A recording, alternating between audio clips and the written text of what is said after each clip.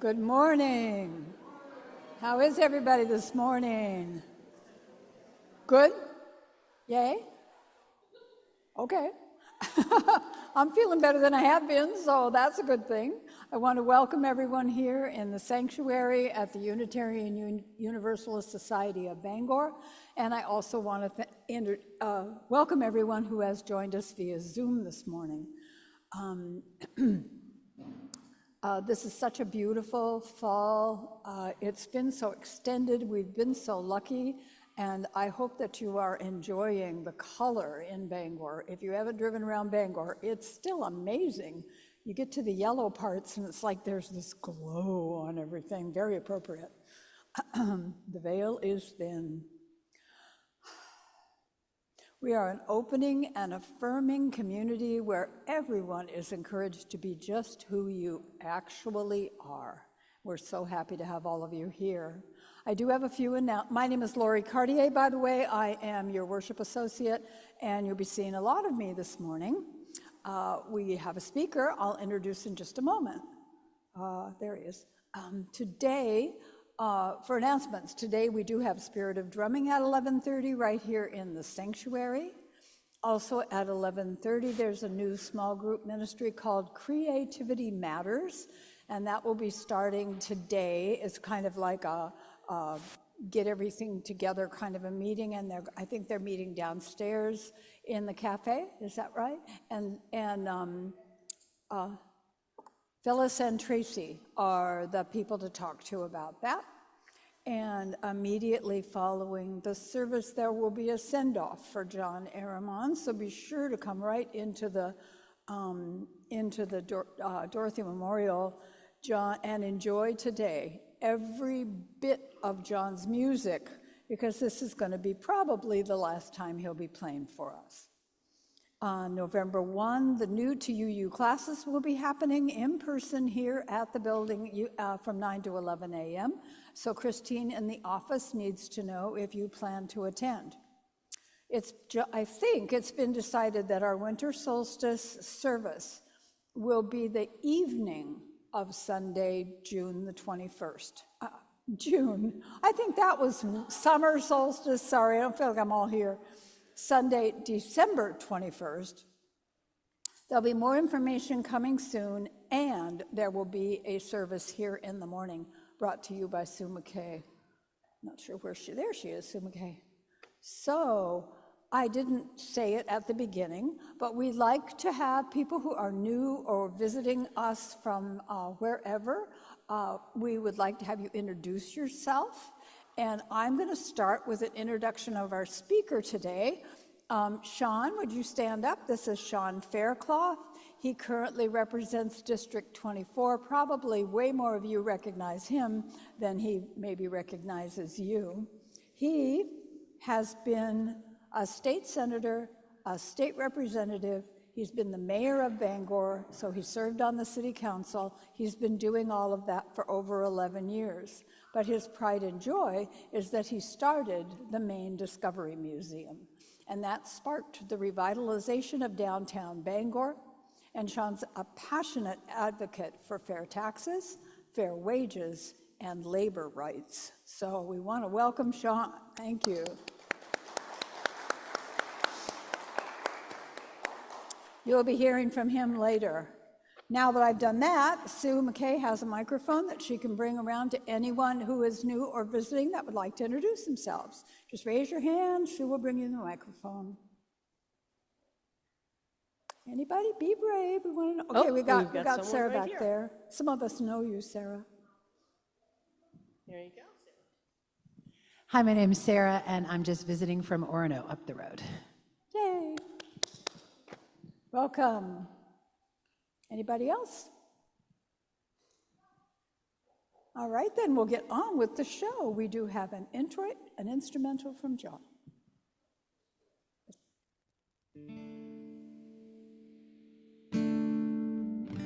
Overcome, we shall overcome, we shall overcome someday. Oh, deep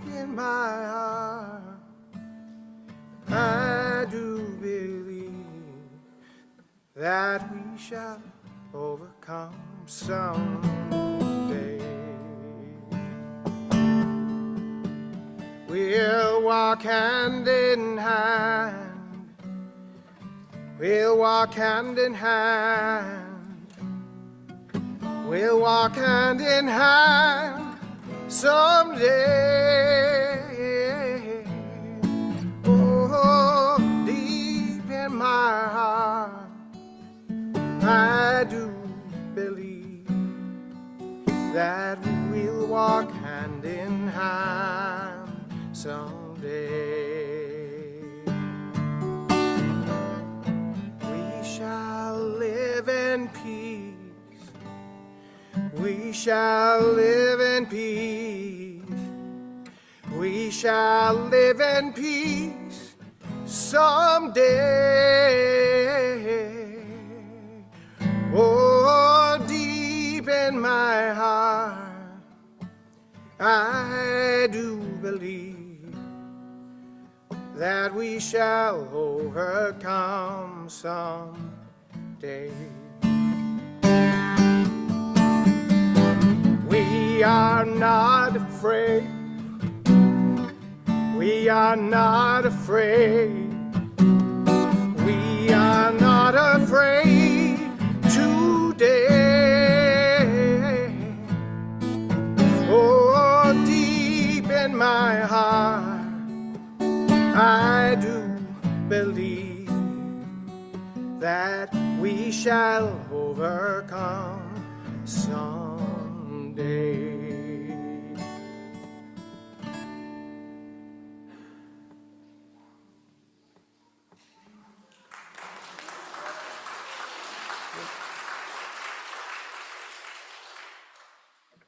Blessed be. So our chalice will be lit this morning by Christina.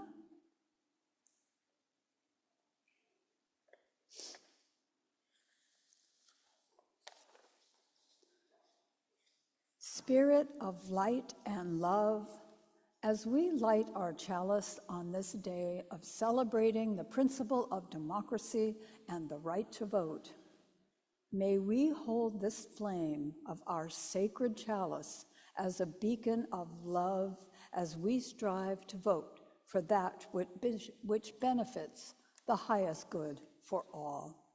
Blessed be. I'm also going to have Christina light the lotus candle. This is in, you see it right down front, Christina? Yeah, she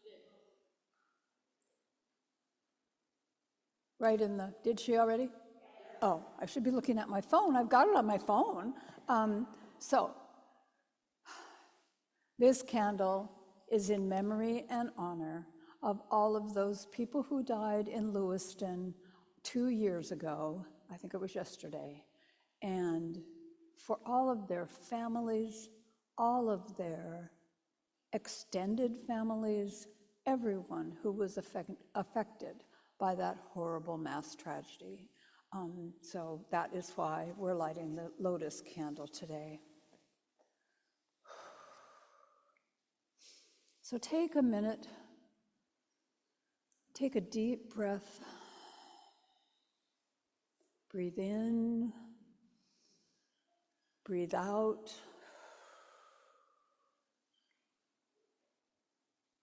Focus on our theme of the spirituality of voting, and bring yourself fully into the room, at least for a short amount of time. Some of us need to leave quickly.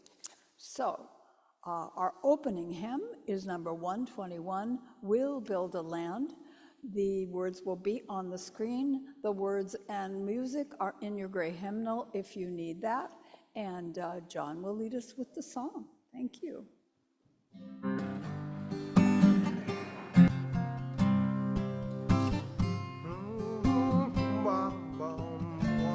Here we go. We'll build a land where we bind up the broken. We'll build a land where the captives go free, where the oil of gladness dissolves all mourning. Oh, we'll build a land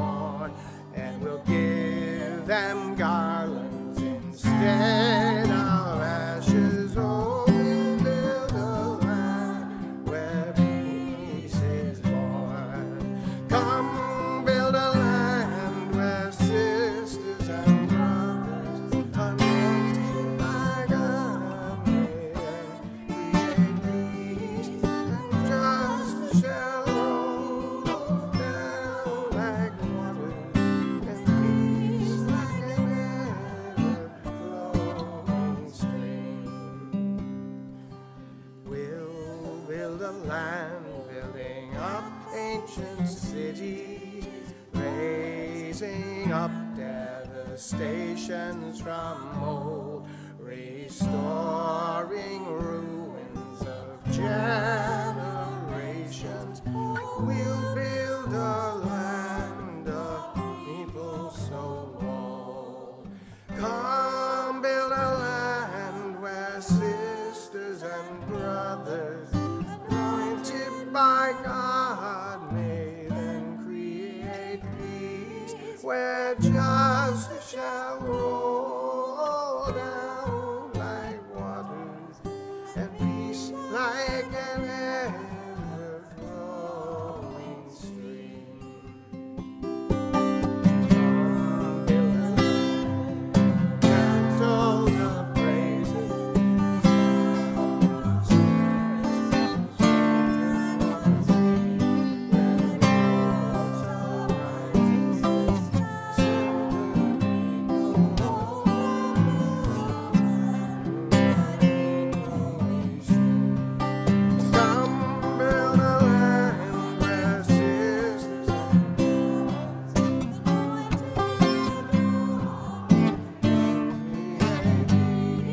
where justice shall roll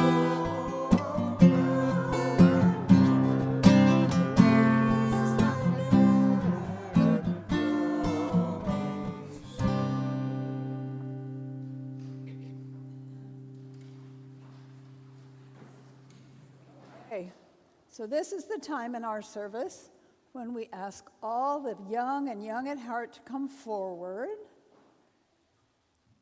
Young and young at heart? Can you hear me?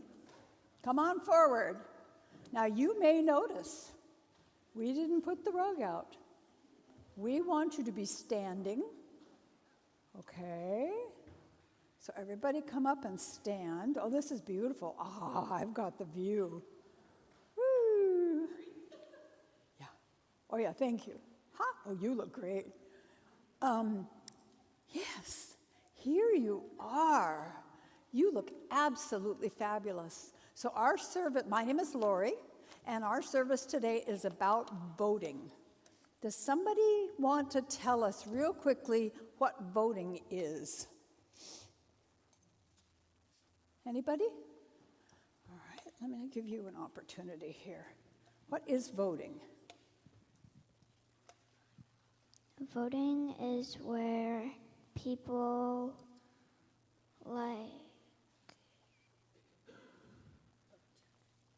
Hard to get the words out, huh? Yeah. Sometimes they write down it on little pieces of paper, and then they give it to like a box, and then people read them, and then they decide who wins. Absolutely, Yeah. perfect. That's the process of voting. Oh, it can be. Why don't you say your name? You don't want to? Okay, Cameron, you had some ideas about voting. What is voting? Voting is being able to choose for a person to do something. That works. Are you ready now? Okay, this will be our last one. So voting is when you ask for something on like when the president gets voted on. Yep. And you do it on the ballots and put them in the ballot box. Yep. Yep. Perfect. That's great. All right. Well, I think we've got some kids who know what voting is. Now, what everyone in the congregation loves is when we do a parade with our Halloween costumes on. So I'm wondering who would like to lead. Hot Dog, would you like to lead us? Lead us around the room and just go down there and back up there and down there and then back around and end up kind of over here, okay? So we might have a little music to go with this, so you can go ahead and start the march.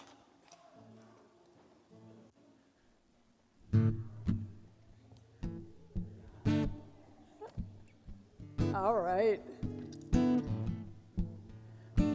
Make sure you're friendly and wave at everybody when you go by. Oh, you look fabulous.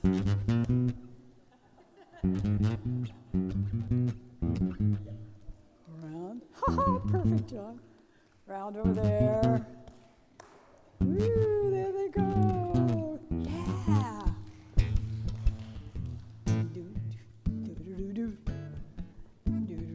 And come up through here. Come up through here. I want you to end up right over here. All right. Woo! What do we think about that? Yay! Did we lose one? Oh, no, there he comes. You're short. Yes, you are. You did that very well. All right, everybody. Now, you get to vote. Everybody who wants to stay here with me and watch the rest of the service, go sit on that bench over there. That's one vote.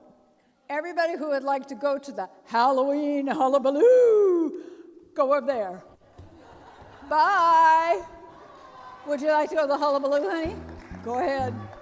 This is what it's about. Oh, well, you didn't win anyway, did you? I had no choice.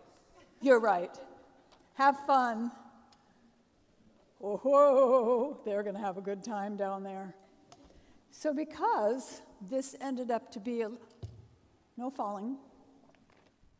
This ended up to be a bit of a short story in the long run, I think. Oh, let me get rid of this.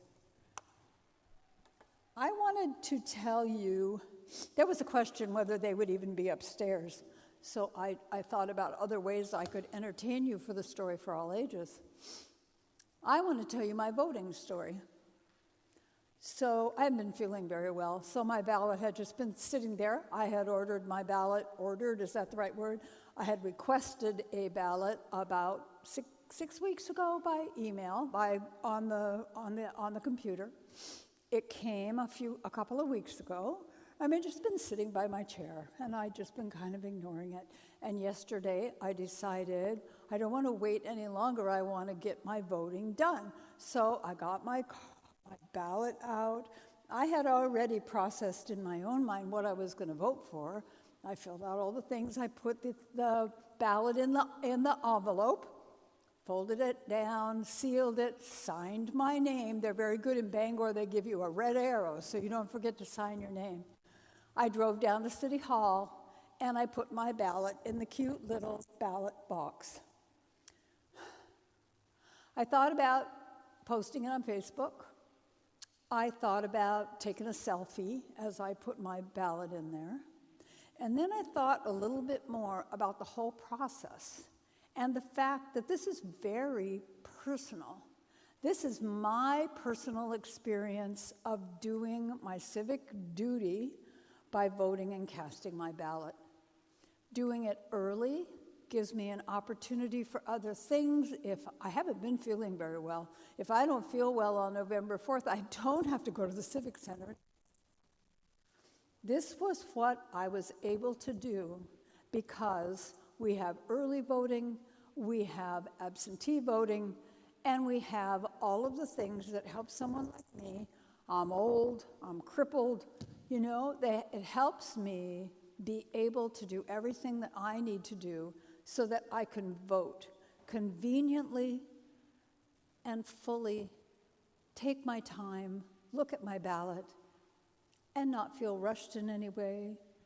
It is just a really personal experience.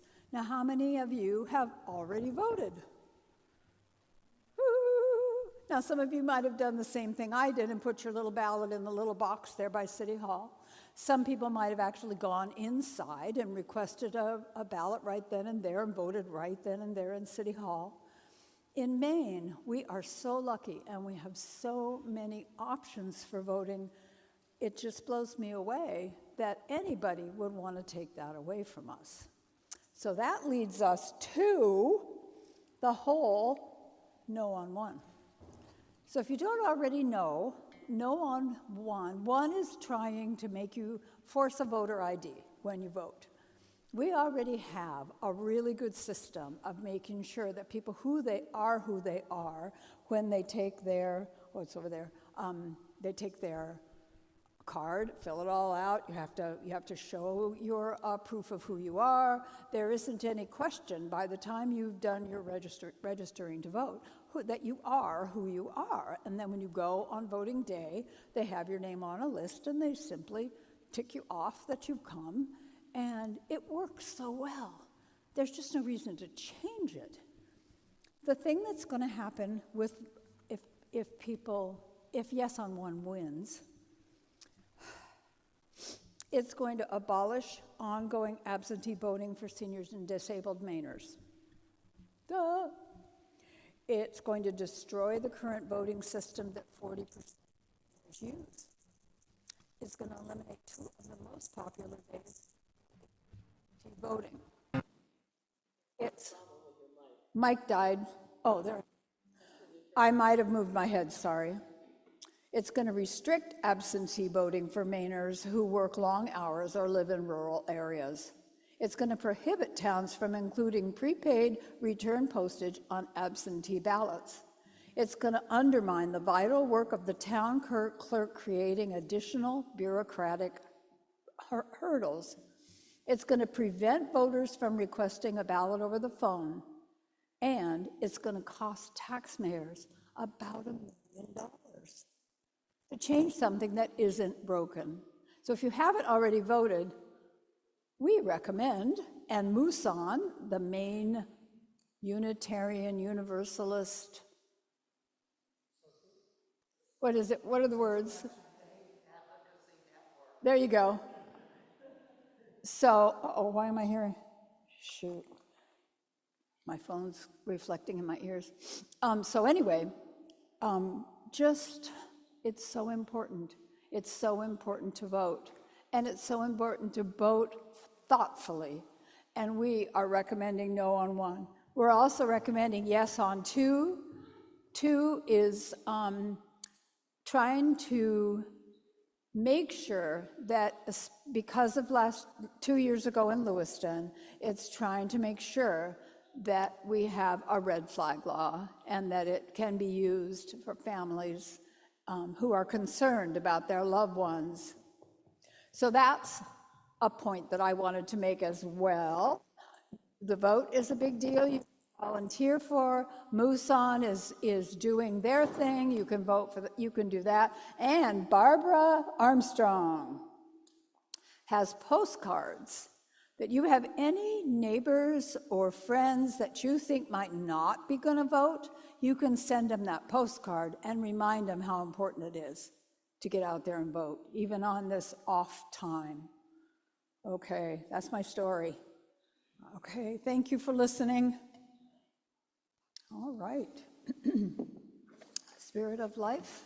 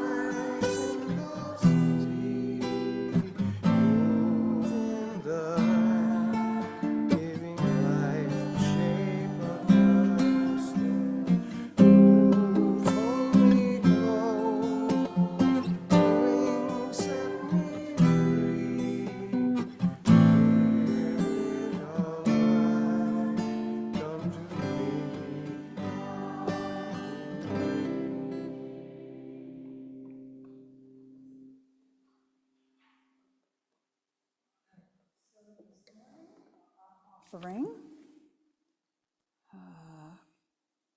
Can you post the offering thing on Zoom so I can read it? Okay. So in October, half of the designated funds in the plate will go to support the Wilson Center at the University of Maine. And it's It exists to create a progressive, ecumenical, and multi-faith community at the university and surrounding area. So this will be your last chance to put in some money that will be shared with the Wilson Center, and we really appreciate it. So let's move on with the offering. From you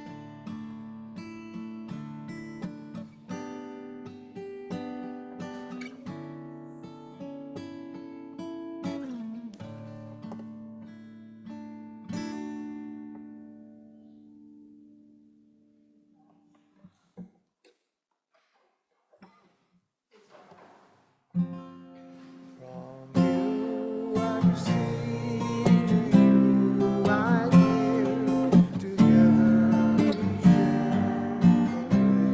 From you I see to you I give, together we share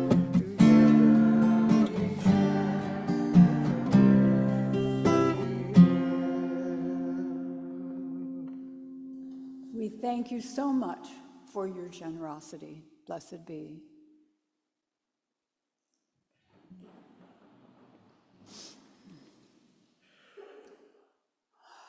Our reading this morning is called The Promise, the Practice, and the People by Annie Hill.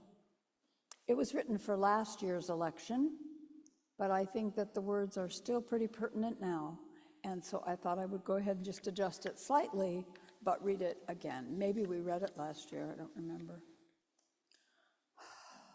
This fall, we are at a crossroads, a moment in time when democracy is not just a word or a system of government, but a living, breathing promise, a covenant we make with one another. This promise of democracy is one of collective power and shared responsibility. Many understand that this covenantal promise is not without its challenges. Democracy asks us to engage in issues, to participate in bringing about change, and to care deeply about one another. It is cultivated in the small, consistent actions, in the conversations we have, the way we listen to and learn from one another, as well as the votes we cast.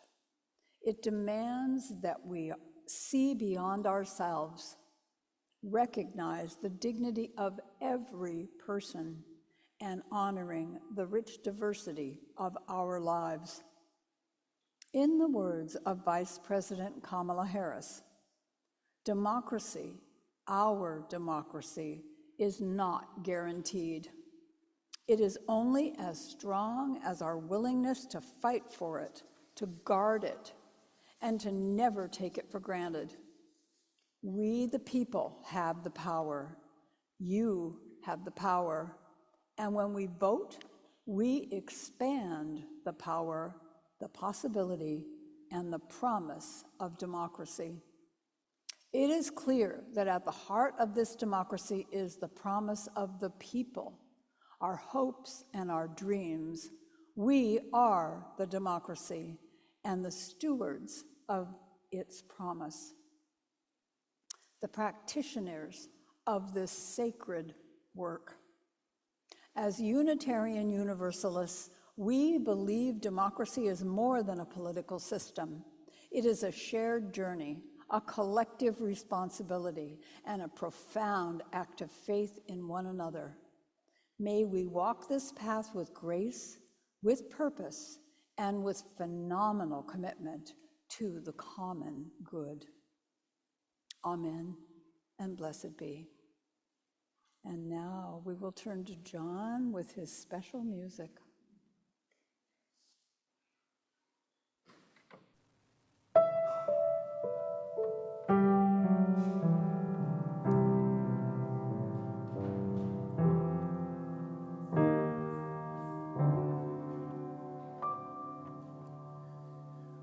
I was born by the river in a little tent. Oh, and just like the river, I've been running ever since. It's been a long time coming, but I know change gonna come. Oh, yes it will. It's been too hard living. I'm afraid to die, 'cause I don't know what's up there beyond the sky. It's been a long time coming, but I know change is gonna come. Oh, yes it will. I go to the movie and I go downtown. Somebody keep telling me don't hang around. It's been a long time coming, but I know change is gonna come. Oh, yes it will. Then I go to my brother. I say, brother, help me, please, yeah. But he winds up knocking me back down on my knees. Oh, there have been times that I thought I couldn't last for long. Now I think I'm able to carry on. It's been a long time coming, but I know change gonna come. Oh, yes it will.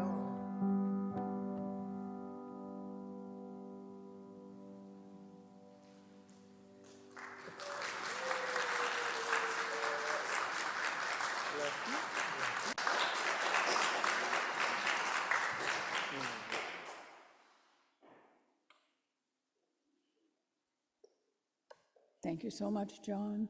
That was awesome. That was a request. It was. Thank you, Sean. And now, without any further ado, from District 24, Maine Representative Sean Faircloth. Woo!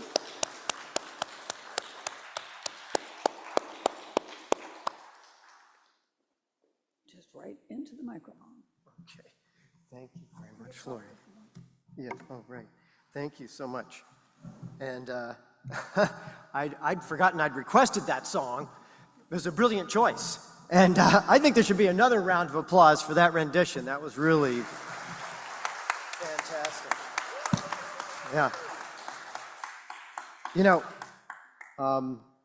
it was a good choice, and partly because whenever I think of that song, one, it's one of my favorite songs ever, and whenever my funeral comes, I'd like to hear that one there. I'll be listening.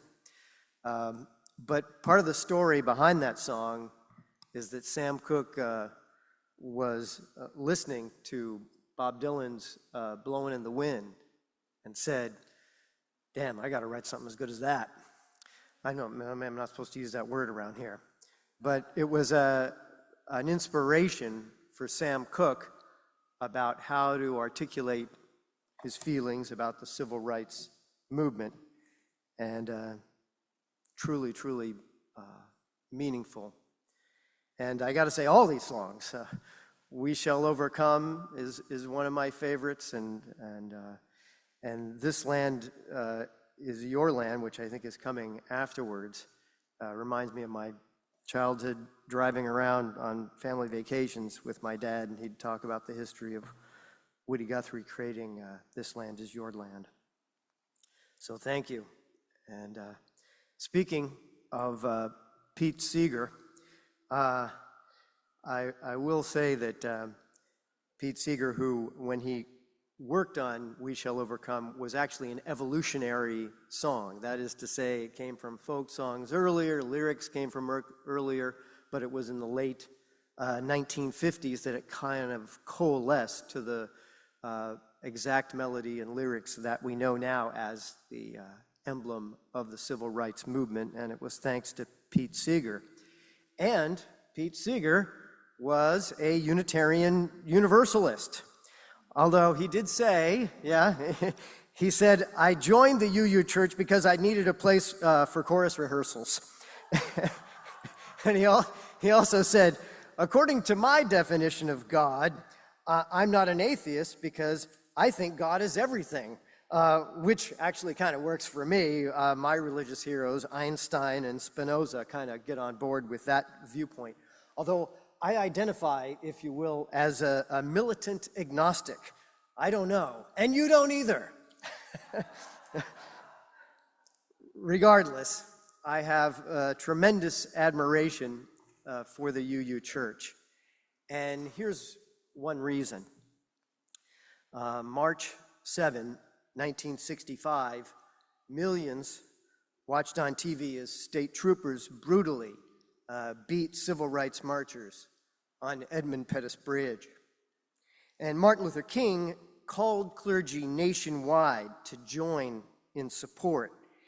And a huge number of UU clergy showed up on March 9, less than 48 hours later, a disproportionately high number given the population of Unitarian Universalists nationally. 3 UU ministers went to a diner. One, James Reeb, called his wife, said goodnight, walked outside with 2 fellow UU ministers, and 4 white men emerged from the darkness. One shouted a racial epithet and swung a baseball bat hard and smashed James Reeb in the head, killing him. After this horrible, horrible news, even more Unitarian Universalists poured in from all over the country in support of the civil rights movement.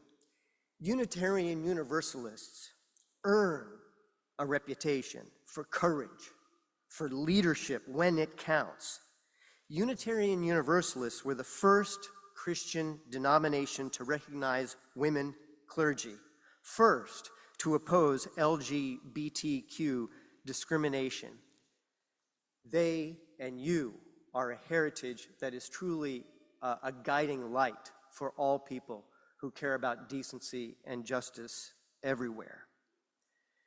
Now, something about the injustice of race and gender and sexual orientation, it's vivid, it's intimate, it's personal. When, however, the ultra-wealthy and authoritarians combine to capture our government, it's less vivid, it's harder to grasp it in our daily life, but it is just as malicious. An economic analyst recently concluded American wealth distribution today is like 1300s Europe.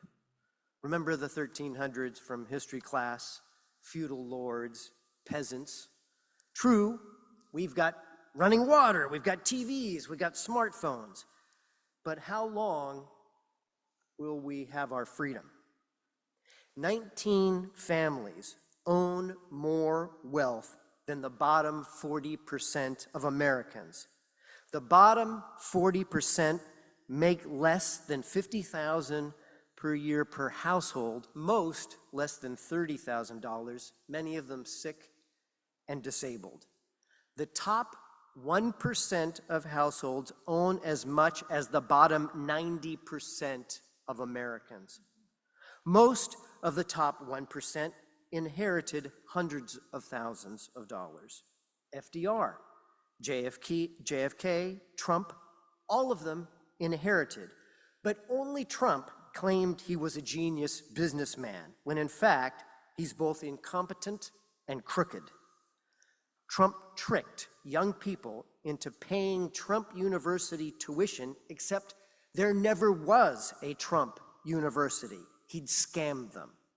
The only time Trump really made money was when a TV show made him look like he was a smart businessman.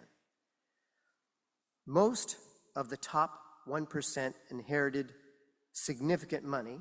Many have not innovated or invented anything. Now, there's no shame at all in inheriting, unless you pretend you're a genius or better than others because of it. Under Trump's 2025 tax cut law, the top 0.1% gain an average of $290,000 per year. 80% of Trump's tax cuts go to the top 10%. The bottom 10% on average lose $1,600 a year, plus slashes to Medicaid, food stamps, Obamacare. Contrast with FDR through JFK, the highest marginal income tax rate for the wealthiest was never lower than 70%. Under Trump, it is half that. In today's dollars, JFK's inheritance tax kicked in at about $627,000. Not bad, $627,000 inherited tax-free. Trump made it so the first $15 million of inheritance is tax-free, and that doesn't even count the additional tax loopholes that makes it so one can escape taxes even on money above $15 million. Under JFK, 28.5% of Americans were union members. Now it's 1/3 that. Less than 10% of Americans are union strong. Remember LePage, Maine's Trump? He cut income and estate taxes, handing millions annually to the wealthiest, paid for by regressive taxes hitting workers hardest. Maine Democrats condemned those tax cuts. Unethical, horrendous. 7 years later, those tax cuts still on the books. Act globally, act locally, find out what's going on, and change it. Nepo baby Trump, incompetent businessman, has gained about $3 billion in graft since Election Day. Now, Nixon, he cheated on taxes, committed some non-financial crimes, but no president ever gobbled graft like Trump. Billionaire Peter Thiel states, quote, "I no longer believe that freedom and democracy are compatible, arguing freedom best exists in a society controlled by elite innovator monopolists like Peter Thiel," and this is according to Peter Thiel. TITA's data mining company thrives on Trump's government contracts, mass surveillance of Americans, facilitating ICE raids. Trump handed Thiel's company $1.4 billion in defense and other contracts. Trump placed over a dozen of Thiel's team into key government jobs. Thiel's company's stock soared 200%. Billionaire Mark Andreessen says, quote, "Democracy is never actually a thing," close quote. Thiel and Andreessen seek to replace FDR's regulated financial system with a crypto system that they own. A drug enforcement analysis estimated up to 90% of Bitcoin transactions were used to facilitate illicit activity, drug sales, blackmail, ransomware, and illegal porn. Binance CEO Changpeng Zhao was in prison. His firm fined $4 billion for profiting from countless crimes, helping ransomware hackers, handling child abuse site payments, money laundering for the Islamic State, Al-Qaeda, North Korea. Trump pardoned him. Crypto was Trump's dominant 2024 corporate donor. The Consumer Financial Protection Bureau and the SEC investigated crypto scams, both halted by Trump. Trump pardoned crypto criminals who allowed terrorists to funnel money. Funny, the company gave Trump big money. And it's not just crypto. Amazon, Apple, Google, Microsoft, Lockheed Martin, energy giants, and more crypto all handed Trump money for his giant ballroom. Why go after flagrant, dangerous crypto crimes when Trump can use the Justice Department to target political enemies who dared to tell the truth about Trump? Trump commands the Justice Department pay him $250 million in so-called damages because the old, honest Justice Department did its job prosecuting Trump. Our Constitution prohibits deploying the military against Americans, yet Trump says Americans are, quote, about to find out why it's the Department of War, and American cities should be training grounds to, quote, crush the enemy from within. Trump advertised for ICE agents using ultra-right-wing rhetoric so more ICE agents would be willing to disobey our Constitution. With no restraint from the far-right Congress, the far-right Supreme Court, Trump flat unconstitutionally annihilated foreign boats. Constitution be damned. About seeking a third term, Trump said, quote, I'm not joking, close quote. Then Trump appoints multiple election deniers to oversee our elections. Heather Honey, now overseeing elections, said Trump, quote, could declare a national emergency and justify dictating new rules for state and local governments on voting.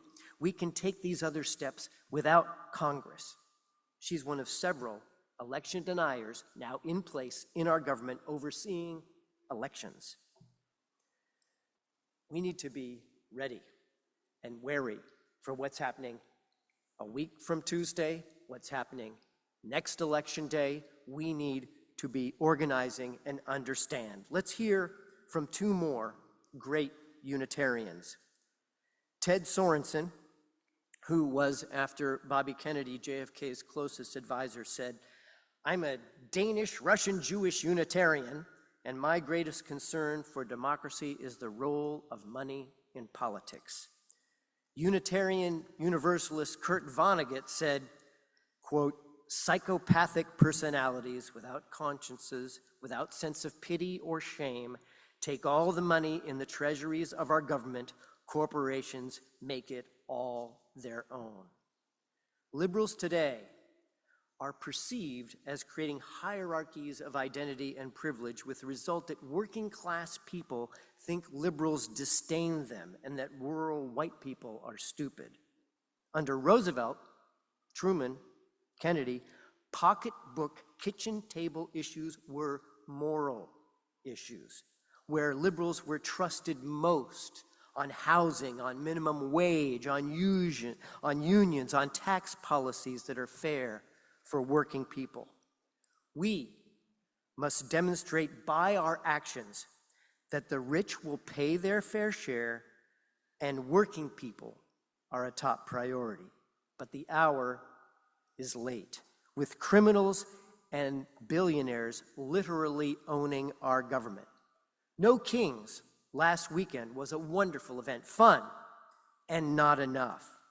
We must take action, celebratory action, but firm action, everyday action, an alliance of working people before Trump consolidates the dictatorship that he seeks. Throughout our history, brave Americans has stood up for our ideals in the darkest of times. our democracy faces its greatest internal threat since the Civil War. Now is our time to prove ourselves. Our courage, our strength, our optimism must be daily, must be brave, and must be joyful. Here are steps that we must take now. 1, protest with friends. Invite your neighbors, people you don't know, to have fun protecting democracy now. 2, color our city with posters and celebrations of civil liberties.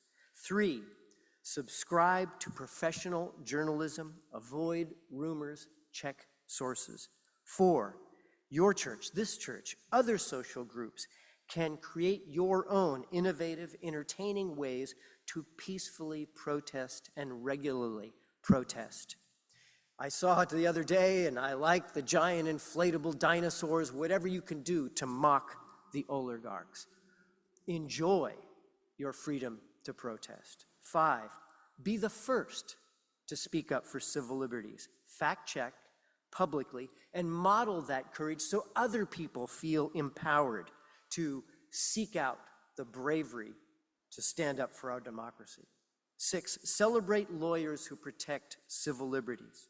7, contribute as much to civil liberties as you spend on entertainment. 8, get involved every day, because now more than ever, democracy depends on us. James Reed, Reverend Reed, could have stayed at home. He lost his life, but many more followed his lead. It's our time to protect democracy, because the greatest shame is to be a bystander when patriotic Americans must unite and take our democracy back. A change must come. We need that change. This land is our land.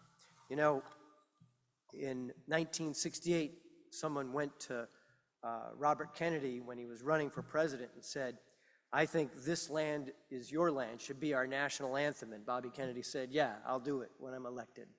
We need to live that out.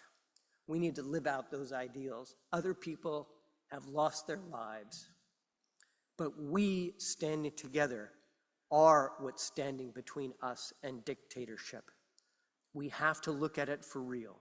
There has never been a time like this before in American history. We had the Confederates attack our Union militarily, and Lincoln and our Union Army stood up to them.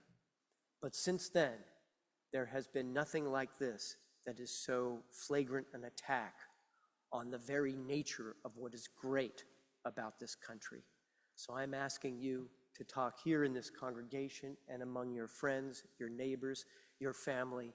Now is the time to act, because I submit to you that Donald Trump is not kidding about that third term, so we can't be kidding that we will protect democracy. Thank you.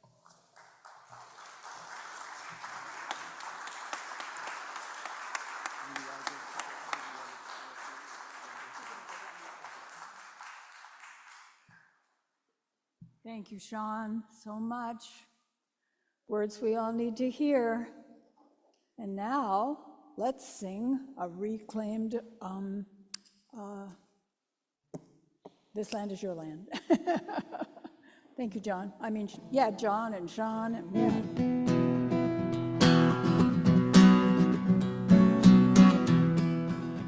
This land is your land, this land is my land, from California to the New York Island, from the red forest to the Gulf Stream water. This land as I was walking up the highway, I saw a lovely and the sky. I saw you walking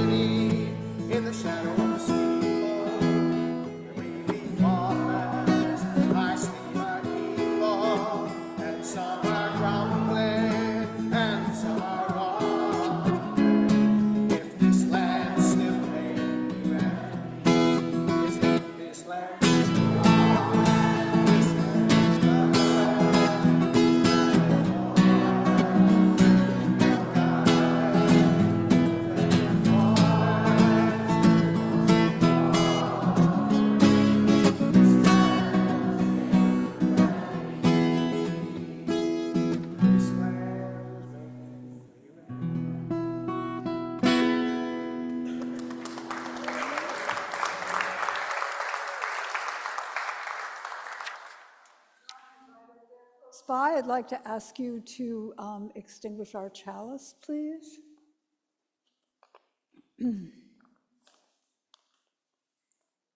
Did you understand me, John? Okay. I was just going to ask you to blow out the chalice. Yeah. Seemed appropriate on his last day. Off it goes. Guitar and all. Just do it. All right. We extinguish the chalice, but not the hope and love that it stands for as we get ready to vote in this most important election. May you feel the sacred honor as you cast your ballot. May the right to vote forever be there for us to participate in as this amazing and spiritual practice. Blessed be. And we'll miss you, John. All right, I think we have a benediction to sing. Everybody could join hands and kind of make weird circle. We'll go over here. Can we kind of go? Yada, yada, yada, yada, yada. Here we go. Let us go for